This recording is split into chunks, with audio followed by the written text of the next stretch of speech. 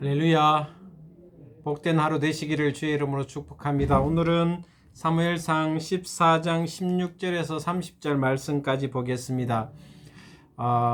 사울왕이 블레셋과의 전투에서 승리하기 위해서 하나님의 뜻을 묻지 않고 금식을 선포합니다. 블레셋 전체를 멸하기까지 모든 백성들은 음식을 먹지 말라고 합니다. 그러나 그것 때문에 백성들이 지치기 시작하였고 피곤해지기 시작하였습니다. 왜냐하면 하나님의 뜻대로 한 것이 아니라 자기의 명예와 자기의 욕심 때문에 그 권력 의지 때문에 백성들에게 금식을 선포했기 때문입니다.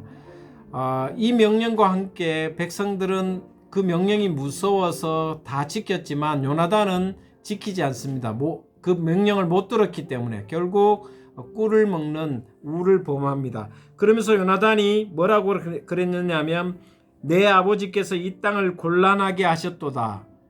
아버지가 전쟁을 망쳤다라고 이야기를 합니다. 왜냐하면 요나단의 입장에서 하나님의 뜻을 묻지 않고 아버지가 자기의 명예와 자기의 어떤 권력에 대한 욕심을 채우기 위해서 금식을 선포해서 결국은 백성들이 지치게 하고 피곤하게 했기 때문에 그 이야기를 통해서 오늘 지도자가 얼마나 중요한가를 다시 한번 우리에게 보여줍니다.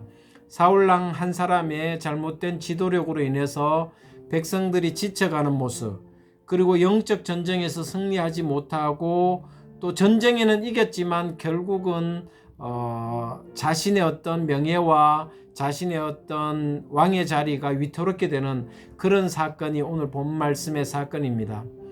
한 사람의 지도자가 얼마나 중요한가를 가르쳐 줄 뿐만 아니라 사울이 왕이 되었을 때 하나님의 뜻을 끊임없이 묻지 않은, 정말 은혜를 구하지 않는 모습을 계속해서 보여줍니다. 그럼에도 불구하고 요나단은 그 가운데서도 하나님의 뜻과 하나님의 섭리대로 어떻게 해야 되고 백성들을 힘들게 하지 않아야 되겠다는 생각을 계속 가지고 있습니다. 결국 이 모든 일들을 통하여 하나님의 영광이 사울 왕에게서 조금씩 멀어지기 시작하는 계기가 됩니다. 여러분도 내 뜻과 내 생각이 아니라 하나님의 뜻을 쫓아가는 귀한 삶이 되시기를 주님의 이름으로 축복을 드립니다. 한 주도 복된 삶이 되시기를 주님의 이름으로 축복합니다. 샬롬. 감사합니다.